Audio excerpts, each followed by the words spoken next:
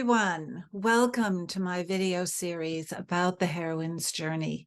It's time to find your happiness. This, to me, is the best time of year, fall. I love the change of seasons. I lived for a while in Florida, in seasonless Florida. I know if you live in Florida, you're going to tell me, just like if you live in California, you're going to tell me you do have seasons, but I'm talking a dramatic change of seasons. Florida has much going for it. We'll talk about more about that in February when it's freezing here in Maine. But how, when I lived there, did I miss the turning of the leaves and the cold? Yes, I actually missed the cold. When it's cold, you can go sit in front of a fire and find a good book. You can find your stash of mittens and hats.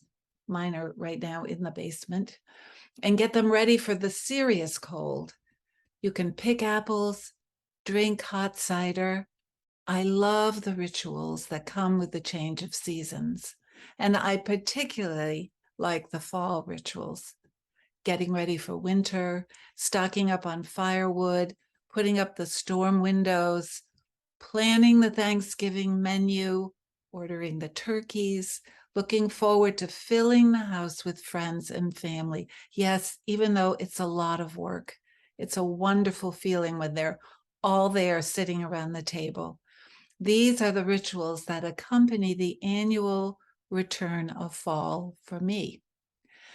The cyclical nature of the seasons translates into so much promise, in my view. There's always something to look forward to. Yes, it gets increasingly darker as we near the winter solstice, and everything we know dies in the fall, but so much of it is merely sleeping, taking a much needed rest. Nature slumbers underground in winter, as we know. Looking at the ground covered in snow and ice, how can we even believe anything will rise from that frozen ground? But it does. Rebirth.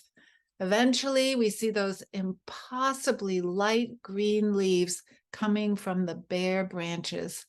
Then leaves are unfolding everywhere. Everything is increasing. We welcome the returning light. We really welcome the returning light. And all those buds and warming sun and the sweet smell of blossoms again. Bees buzzing and bird song and all those creatures who went missing in the winter. They were just sleeping too. The porcupine, the groundhog, we have several of those. The frogs, they start their croaking, their mating calls to each other in our pond behind our barn. Everyone returns. We usually have a baby porcupine in our backyard every year, which makes it very important that we go out with the flashlight and check before we let the dog out. Do you know what baby porcupines are called? Porcupets. Isn't that amazing? The most adorable name, porcupets. And here's extra credit question. What are a group of porcupines called? A quiver. How wonderful is that? Then comes the heat of the summer. Yes, it's been hotter every summer than previous summers, and we know why. And it stays hot for longer. How many people have you heard say, we never needed a air conditioner before in the summer? We're cutting the grass all the time. We're hearing the frogs. The foxes make their strange cry. The children are playing late outside. It's still light out, Mom. The fireflies appear. Some years we get more of those than others. We get to be lazy. It's just too hot to do anything, we say. Everything slows down. And if we're lucky, we do too. The grass withers, and then we pray for rain, which doesn't really come until the fall. So we have to lug water out to the sheep because their well has gone dry. Then the tomatoes are popping out, and it's hard to pick them all because they're so plentiful. It's harvest time, and we start seeing the pumpkins and the chrysanthemums, corn mazes, haunted houses, and we welcome the fall. It all comes round. There's no need to despair. It will come back. The change of the seasons holds promise. It's all always in transition. That's a given. It makes me feel closer to nature when I think of the constant movement of the seasons.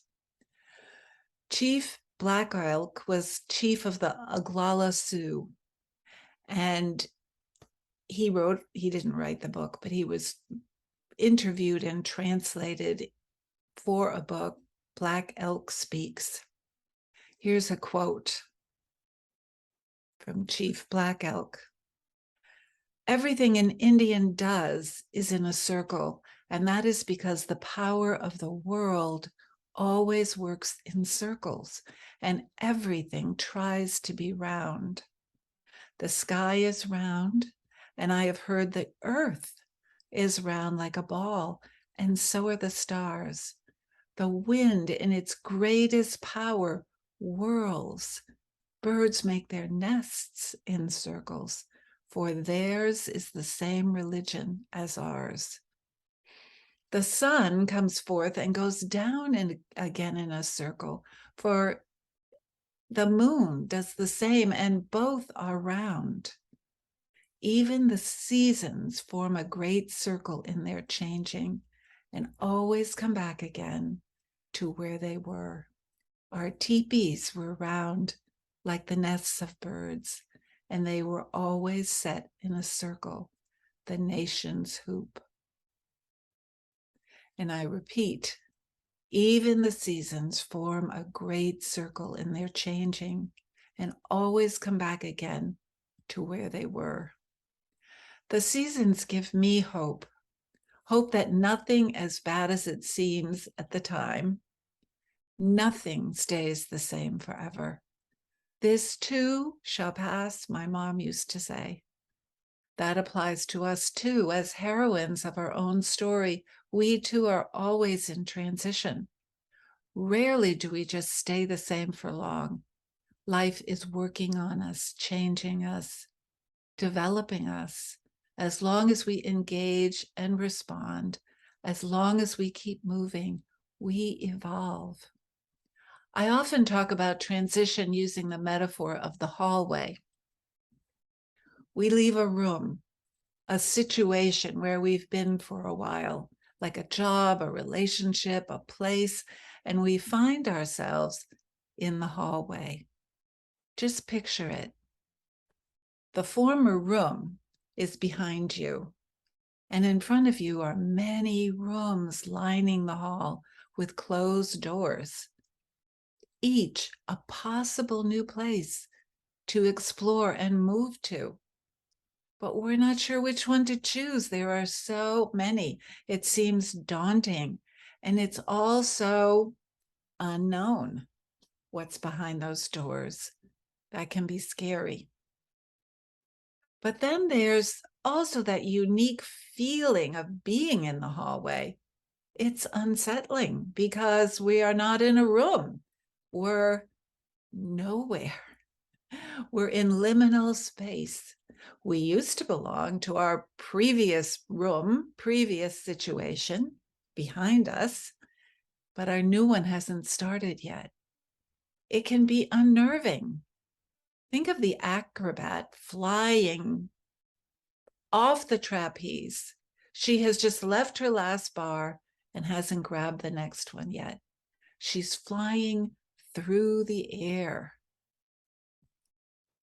But it can also be exciting. There's so much room for possibility, so many options to consider. You haven't locked yourself into one yet. You haven't entered a room and shut the door. So everything is there, all those rooms, all those doors to explore. One of the biggest things I counsel my coaching clients to do is to treasure the in transition time. It's okay to be uncomfortable. I caution them, don't make the mistake of jumping into the next thing too quickly just because you don't like to feel strange in the empty space of the hallway and you want to belong in a new room. You know, one of our biggest needs is belonging. Sometimes, if my clients would jump too quickly, they find themselves in a similar situation as the one they just left and didn't like. One of my favorite authors is William Bridges, who wrote the book Managing Transitions. And he talked about the 3 stages of transition: ending, the neutral zone, and the new beginning. That transitions have phases, those 3 phases. And the first, that ending, it was the process of letting go of your old reality and your old identity. He talked about the importance of having a good ending. So to spend time there and to really make sure that you've had your ending. And then you go into the neutral zone. You're in the hallway. You're in, he said, in limbo. So the old is gone, but the new just doesn't feel comfortable yet. Innovation is most possible in the neutral zone or in the hallway or in limbo because you haven't latched on to anything yet. And then there's the new beginning. And that's all about owning your new identity. Really putting on those new clothes. What does that feel like? Transition time is special. That air of anything is possible. That air of opportunity coming in on the winds of change is what I feel in the fall. That's why the fall is still, for me, the start of the year instead of January 1st. That's when I get to pick out my new pencil box and lunchbox and new school clothes and head out for another year of, I guess we could call it Earth School. That's the beginning for me, much more than January 1st. So here we are. Are you feeling it like I am? Transition, change, movement, changes in the air. What will you do? How will you mark this new year? You know how people choose a word or two for the year, a word to guide them, focus them? And they usually do it in January. Why wait for January? Do it now. Call out your word into the winds of autumn and let it swirl with the leaves and then out into the world. Your intention. What's your word or two? And I'll tell you mine. I had a friend who suggested this to me, and she did it by looking at values and considering all the values. And she told me that her values had been safety and security. And then she said, no, from now on, my value, what I look for is wonder and awe. Wow, that felt so good to me. So my words at the start of this new school year, wonder and awe. Now, this is going to date me, but I remember when growing up in Connecticut, it was, believe it or not, okay to burn leaves in the backyard. I loved the smell of those autumn fires. This was one of my favorite poems as a child, and it still is a favorite for me. It's by Robert Louis Stevenson, Autumn Fires. In the other gardens and all up the vale, from the autumn bonfires, see the smoke trail. Pleasant summer over, and all the summer flowers. The red fire blazes, the gray smoke towers. Sing a song of seasons, something bright in all. Flowers in the summer, fires in the fall. One more memory I'd like to share. I'm recording this on Halloween night. Some of you might know I live next door to an old cemetery. I'm happy to report no signs of otherworldly activity yet. My grandmother, who I'm named after, Susanna, traveled from Hungary to Amsterdam in 1911 to board a ship to take her here to America. Here in this new country, she and my grandfather, Stephen, made their home in Connecticut, and soon my mother, Ella, was born.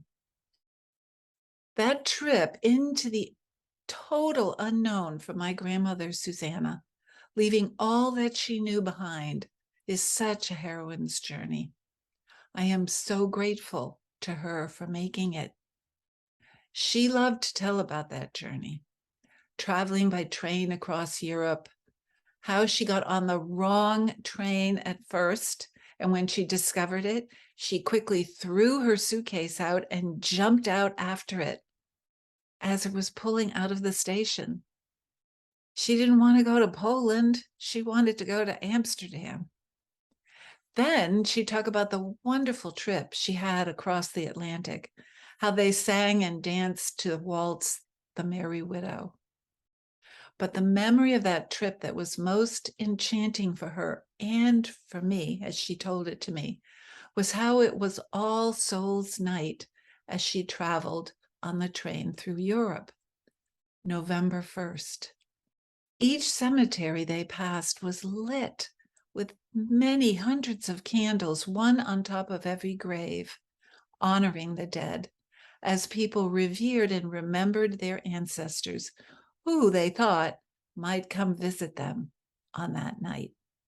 She said it was magical. I can only imagine. So happy November, heroines, happy fall, and don't worry. The earth continues to turn towards the sun, and before we know it, we will have passed the winter solstice and our days will be growing longer again. Thank goodness for transitions. Thank you for joining me for this video. I hope you will stay tuned and watch the next one. And in the meantime, never forget, you are a heroine on an incredible journey.